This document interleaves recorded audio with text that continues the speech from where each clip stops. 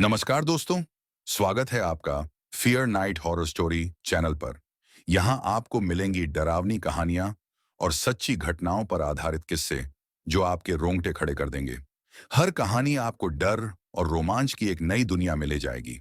अगर आपको भूतिया कहानियाँ और रहस्यमयी किस्से पसंद हैं, तो चैनल को सब्सक्राइब करना ना भूलें। वीडियो को लाइक करें, शेयर करें और अपने दोस्तों के साथ इस डर के सफर को साझा करें। और हाँ, कमेंट सेक्शन में अपना नाम और परिचय जरूर लिखें, क्योंकि हो सकता है कि अगली वीडियो में आपका नाम हम जरूर लें। तो तैयार हो जाइए, क्योंकि डर की रातें कभी खत्म नहीं होती। सुनने के लिए तैयार हैं? तो चलिए शुरू करते हैं आज की fear night horror story. Ahuja board horror story. सर्दी की रात थी और हवाओं में एक अजीब सी खामोशी छाई हुई थी। गांव के किनारे एक पुराना खंडहर था, जिसे लोग अहूजा बोर्ड के नाम से जानते थे। इस खंडहर को लेकर कई अफवाहें थीं। कुछ कहते थे कि यहाँ रात के समय अजीब सी आवाजें आती थीं, तो कुछ का कहना था कि जो भी उस खंडहर में रात बिताने की कोशिश करता था, वह अगले दिन या तो गुम हो जाता था या उसकी मानसिक स्थिति खराब हो जाती थी। गांव के लोगों में एक खौफ का माहौल था, लेकिन उन सब के बीच दो नाम बहुत चर्चित थे: रणवीर और मायरा। रणवीर और मायरा दोनों बहुत साहसी थे और किसी भी रहस्य को सुलझाने के लिए हमेशा तैयार रहते थे। दोनों ने मिलकर फैसला किया कि वे अहूजा बोर्ड का रहस्य जानने के लिए उस खंडहर में एक रात बिताएंगे। रणवीर और मायरा खंडहर के पास पहुंचे। खंडहर की दीवारें खंडित हो चुकी थीं, लेकिन अंदर जाने के लिए एक छोटा सा रास्ता था। जैसे ही वे अंदर गए, एक अजीब सी बदबू और ठंडी हवा का एहसास हुआ। चारों ओर अंधेरा था, लेकिन मायरा ने अपनी टॉर्च जलाई और दोनों आगे बढ़े। उन्होंने खंडहर के अंदर बहुत सी दीवारों पर अजीब अजीब निशान देखे, जैसे कोई पेंटिंग कर रहा हो, लेकिन उन पेंटिंग्स में कोई स्पष्ट रूप से नजर नहीं आ रहा था। वे एक कमरे में पहुंचे, जहां एक पुरानी लकड़ी की कुर्सी पड़ी हुई थी और उस कुर्सी के पास एक पुराना बोर्ड रखा था। वह बोर्ड पूरी तरह से खंडहर में सड़ चुका था, लेकिन उस पर लिखा था, यहां जो भी आएगा वह कभी वापस नहीं जाएगा। रणवीर ने बोर्ड को देखा और मुस्कुराया। यह तो बस एक डराने वाली बात है, हमें आगे बढ़ना चाहिए। मायरा कुछ हिचकिचाई, क्या हमें यह बोर्ड नहीं छोड़ देना चाहिए? लेकिन रणवीर ने उसकी बात पर ध्यान नहीं दिया और दोनों ने आगे बढ़ने का निर्णय लिया। जैसे ही वे अंदर और गहरे तक पहुंचे, अचानक बिजली गुल हो गई और चारों ओर घना अंधेरा छा गया। मायरा ने डरते हुए कहा, यह क्या हो रहा है? क्या यह सचमुच कोई डरावना जगह है? रणवीर ने अपनी टॉर्च को जलाया, लेकिन उसकी रोशनी भी कुछ ही पल में बुझ गई। अचानक दोनों के कानों में चटकने की आवाजें आने लगीं, जैसे लकड़ी की दीवारों के भीतर कोई घुसने की कोशिश कर रहा हो। फिर कुछ देर बाद एक आवाज आई, तुम दोनों यहां से चले जाओ। यह आवाज बिल्कुल साफ थी और मायरा डर के मारे कांपने लगी। यह आवाज कहां से आ रही है? उसने कांपते हुए पूछा। रणवीर ने कुछ पल के लिए चुप्पी साधी। फिर उसने कहा, यह तो शायद हवा का खेल होगा, हम आगे बढ़ते हैं। लेकिन जैसे ही वे एक और कमरे में पहुंचे, वहां एक और बोर्ड पड़ा था। इस बार उस पर लिखा था, तुमने फैसला किया है, अब कोई नहीं बचने वाला। वो दोनों जैसे ही उस बोर्ड के पास पहुंचे, अचानक कमरे में दरवाजा बंद हो गया और चारों ओर घना अंधेरा छा गया। अचानक हवा में एक तेज गूंजती हुई चीख सुनाई दी। मायरा डर से कांपने लगी और रणवीर भी अब पूरी तरह से डर चुका था। उस अंधेरे में एक कटा फटा चेहरा सामने दिखाई दिया। वह चेहरा धुंधला था, लेकिन मायरा ने देखा कि उस चेहरे की आंखों में एक खौफनाक जलन थी। चेहरा धीरे धीरे उनके पास आ रहा था।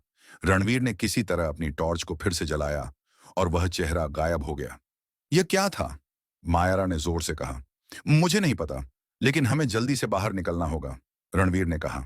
लेकिन तभी वह बोर्ड जिस पर लिखा था, कोई नहीं बचने वाला, फिर से उठा और लुढ़कता हुआ रणवीर के सामने आ गया।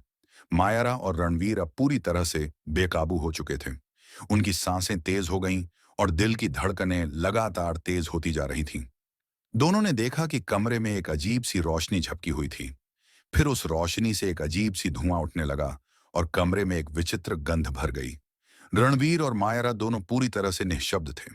अचानक कमरे की दीवारों पर अजीब सी परछाइयां दौड़ने लगीं और फिर वो आवाजें आने लगीं।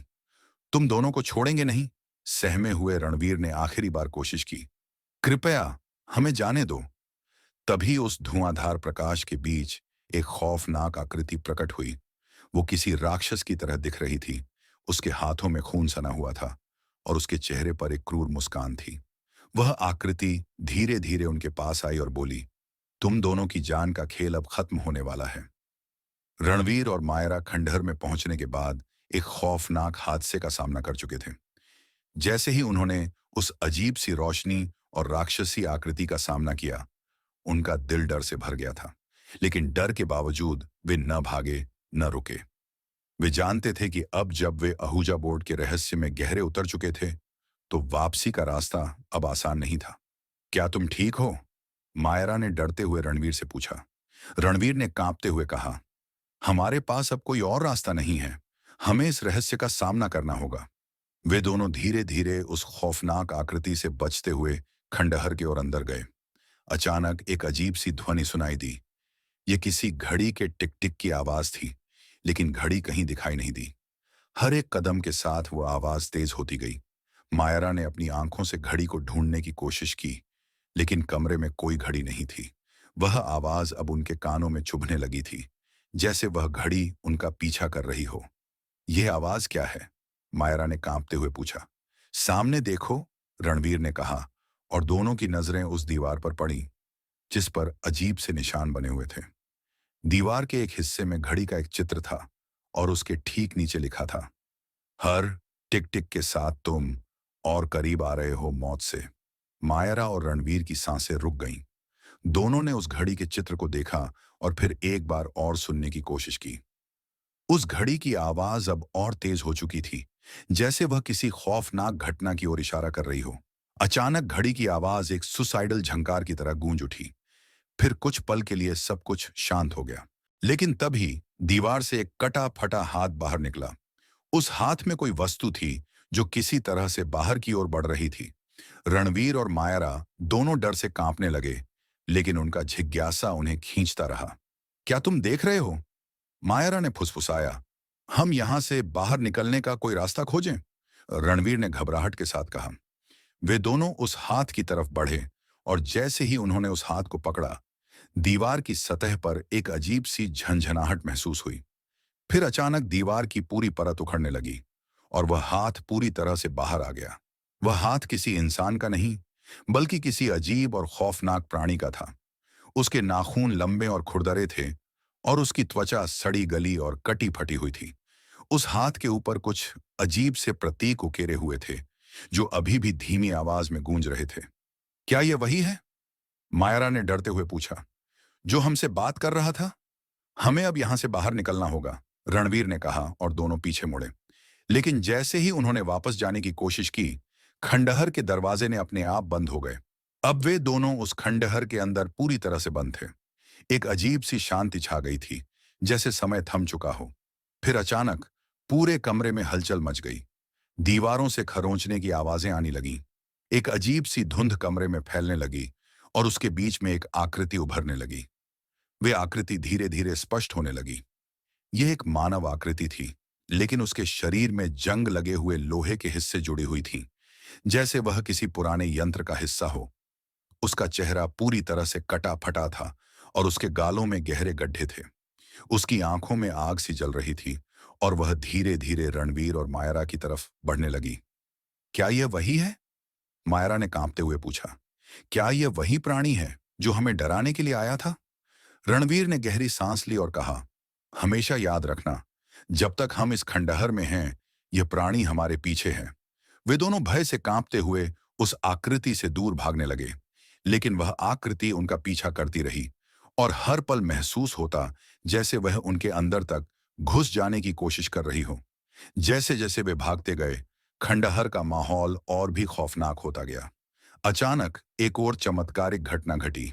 खंडहर की दीवारें उखड़ने लगीं और कमरे में आग की लपटें फैलने लगीं। उस आग में किसी की चीखें गूंजने लगीं। यह क्या है? रणवीर चिल्लाया। यह कुछ और है। यह नहीं हो सकता। उनकी आंखों के सामने अजीब घटनाएं घटने लगीं। खंडहर की दीवारें अचानक अपने आप कांपने लगीं और एक कटा फटा शरीर दीवार से बाहर झांकने लगा। हम क्या कर रहे हैं? मायरा ने घबरा कर पूछा। लेकिन जैसे ही उन्होंने एक बार और उस दीवार को देखा, उन्होंने पाया कि वह कटा फटा शरीर किसी पुराने व्यक्ति का नहीं, बल्कि उसी प्राणी का था जो पहले उनके सामने आया था। अब तक रणवीर और मायरा यह समझ चुके थे कि इस खंडहर का रहस्य कुछ और ही है। यह कोई साधारण भूतिया जगह नहीं थी। यहाँ की आत्माएं खुद को सजा दे रही थीं और वे दोनों इस भूतिया दुनिया में कैद हो चुके थे। क्या हमें यहाँ से बाहर निकलने का कोई रास्ता मिलेगा? मायरा ने कांपते हुए पूछा। लेकिन उसी समय खंडहर की दीवारें एक बार फिर से ध्वस्त होने लगीं और अंधेरे से एक और आकृति उभरने लगी। इस बार वह आकृति पूरी तरह से डरावनी थी। उसके चेहरे पर कोई इंसानी आकार नहीं था, बस एक अजीब सी रेखा और सड़ी हुई त्वचा थी। और उस आकृति ने एक आवाज में कहा, तुम दोनों को अब कभी बाहर नहीं जाने दिया जाएगा। उसके बाद एक खौफनाक मोड़ आया। रणवीर और मायरा एक रहस्यमय गड्ढे में गिर गए, जहां से बाहर जाने का कोई रास्ता नहीं था। उस गड्ढे के अंदर एक चमत्कारिक शक्ति थी जो उन्हें आत्मा की गहराई में खींच रही थी। रणवीर और मायरा उस रहस्यमय गड्ढे में गिरने के बाद एक सर्द, कटीली हवा की तरह महसूस हुए। जैसे ही वे गिरते गए, उनके शरीर में एक विचित्र एहसास होने लगा।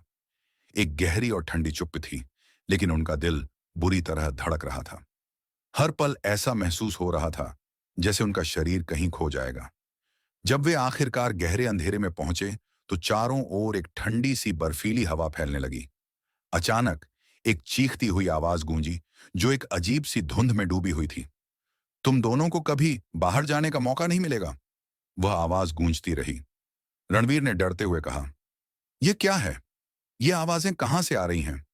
मायरा कांपते हुए बोली, मुझे लगता है यह गड्ढा, यह किसी अंधेरे दुनिया का हिस्सा है। अब वे दोनों पूरी तरह से समझ गए थे कि जो कुछ भी इस खंडहर में हो रहा था, वह केवल एक आत्मा या भूत प्रेत का खेल नहीं था, बल्कि कुछ बहुत अधिक खतरनाक था। और वे जो भी कदम आगे बढ़ाएंगे, वे कुछ भी नहीं कर पाएंगे। जब वे अंधेरे में इधर उधर भाग रहे थे, अचानक एक पुराना दरवाजा सामने आया। वह दरवाजा, जो कि किसी बेहद पुरानी गुफा या भूल भुलैया जैसा लग रहा था, अचानक से खुलने लगा।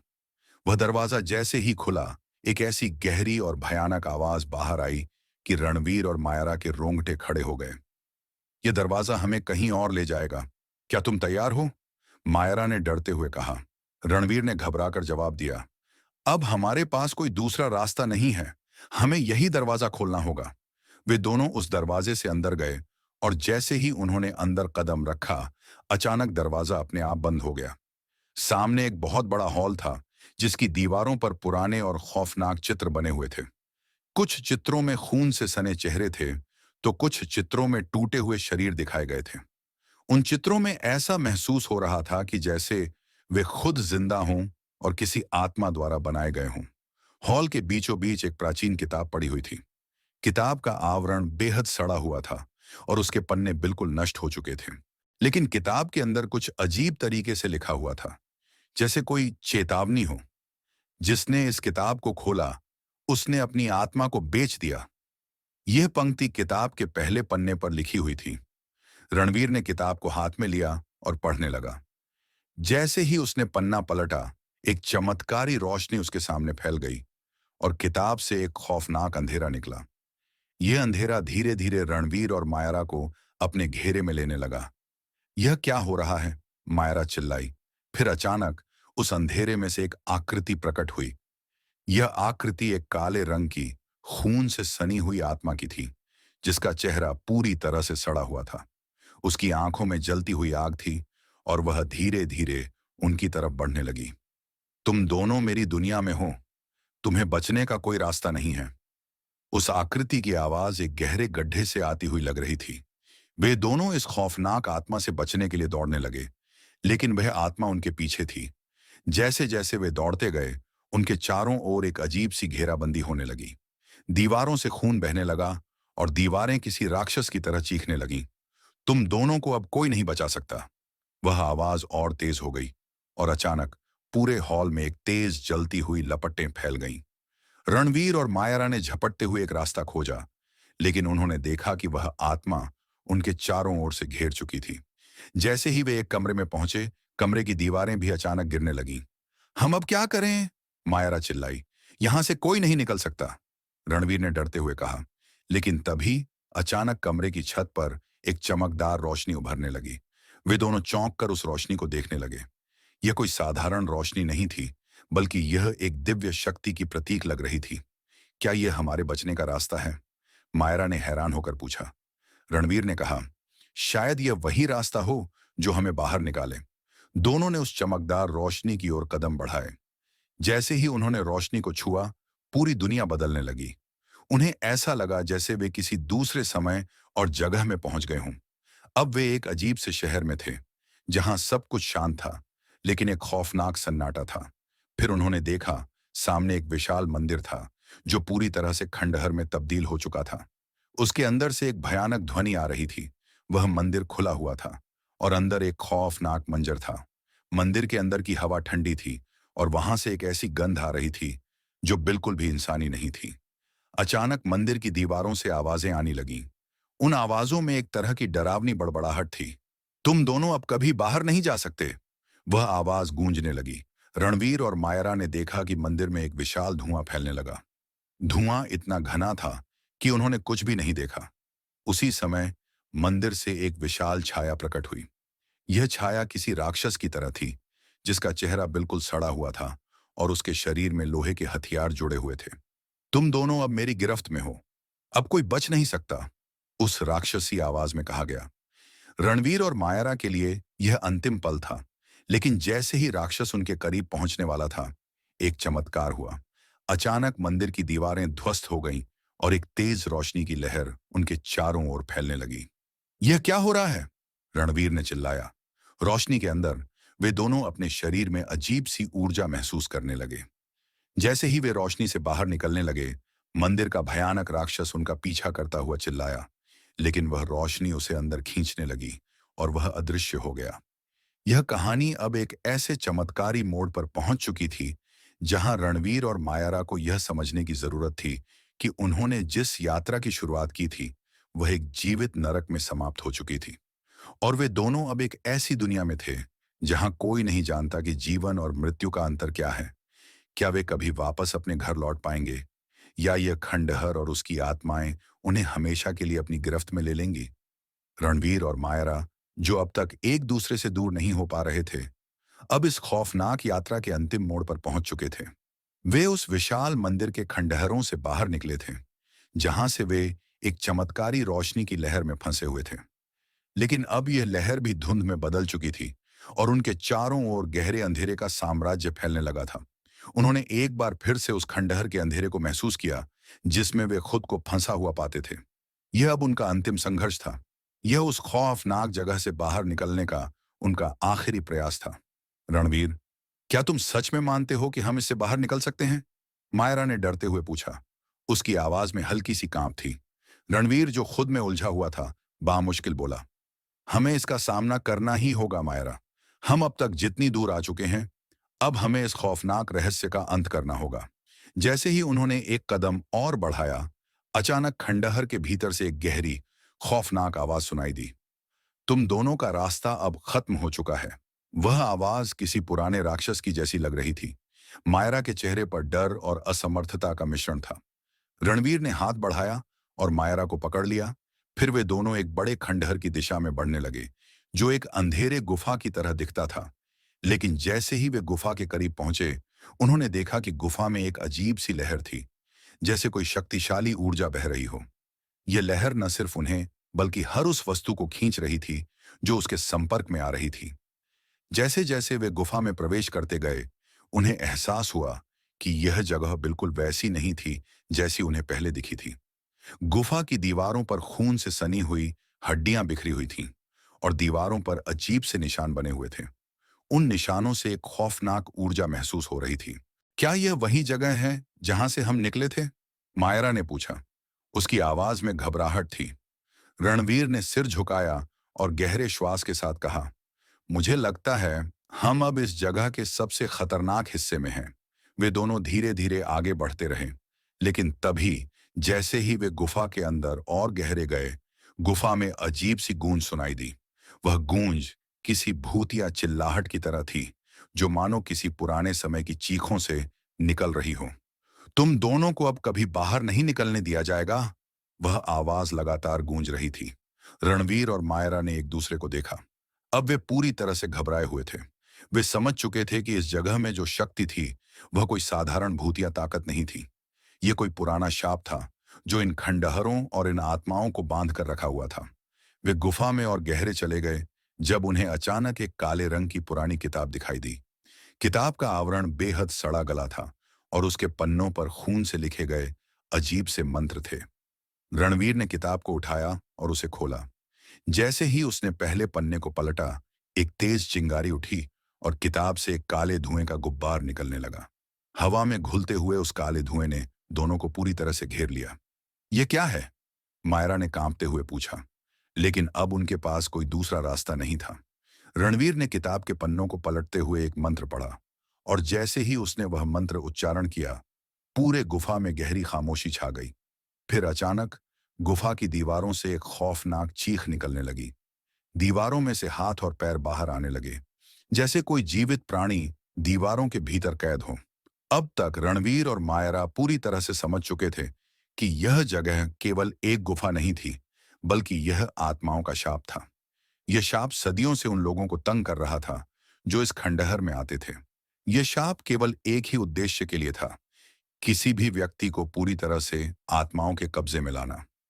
फिर अचानक गुफा के भीतर से एक विशाल राक्षस प्रकट हुआ। वह राक्षस, जिसकी आंखों में लाल और जलती हुई आग थी, धीरे धीरे उनकी ओर बढ़ने लगा। उसके शरीर पर खून और मलिनता की परत छड़ी हुई थी। उसकी मुस्कान डरावनी थी और उसके मुंह से गहरी आवाज आई, तुम दोनों अब मेरी दुनिया का हिस्सा बन चुके हो। वह गहरे भयानक तरीके से बोला। मायरा और रणवीर ने एक दूसरे को देखा और फिर गुफा के उस राक्षस के सामने खड़े हो गए। वे जानते थे कि अब कोई रास्ता नहीं था। वे या तो उसे हराएंगे या इस दुनिया में हमेशा के लिए खो जाएंगे। फिर एक ऐसा क्षण आया जब रणवीर ने अपने भीतर की सारी ताकत इकट्ठा की और उस राक्षस की तरफ दौड़ा। वह बिना किसी डर के उस पर झपटा।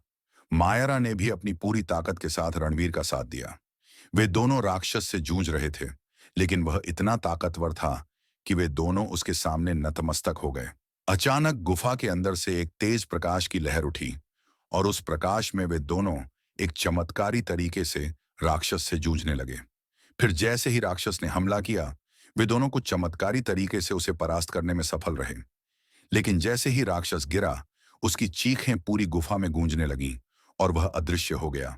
सभी घटनाओं के बाद रणवीर और मायरा यह समझ गए कि वे इस खंडहर और उसकी आत्माओं को हमेशा के लिए छोड़ चुके थे। लेकिन जब वे बाहर निकले, तो उन्हें एहसास हुआ कि जिस दुनिया में वे लौटे हैं, वह पहले जैसी नहीं थी। वहां खौफनाक अंधेरा छा चुका था और सभी लोग जैसे खो गए थे। यह एक नई दुनिया थी, एक भयावह दुनिया, जहां हर चीज में आत्माओं की ताकत समाई हुई थी। अंत में रणवीर और मायरा को यह समझ आ गया कि उनका संघर्ष कभी समाप्त नहीं होगा। यह खौफनाक रहस्य अब उनका स्थायी रूप से पीछा करेगा, और उनकी यात्रा का असली अंत अभी बाकी था। क्या आपको यह कहानी डरावनी लगी? अगर हाँ, तो अभी इस वीडियो को लाइक करें, ताकि हमें पता चले कि आपको ऐसी और भी कहानियां चाहिए। लेकिन रुको, क्या आपने हमारे चैनल को सब्सक्राइब किया? अगर नहीं, तो अभी सब्सक्राइब करें और घंटी दबाएं, ताकि जब भी हम अगली खौफनाक कहानी लाएं, आपको सबसे पहले पता चले। और हाँ, कमेंट में बताइए, क्या आपने कभी कोई भूतिया या रहस्यमयी अनुभव किया है? हमें आपकी कहानियां जानने में बहुत दिलचस्पी होगी। मिलते हैं अगली डरावनी कहानी में। तब तक के लिए अपना ख्याल रखें और रात को अकेले बाहर जाने से बचें। एंड स्क्रीन पर सब्सक्राइब नाउ।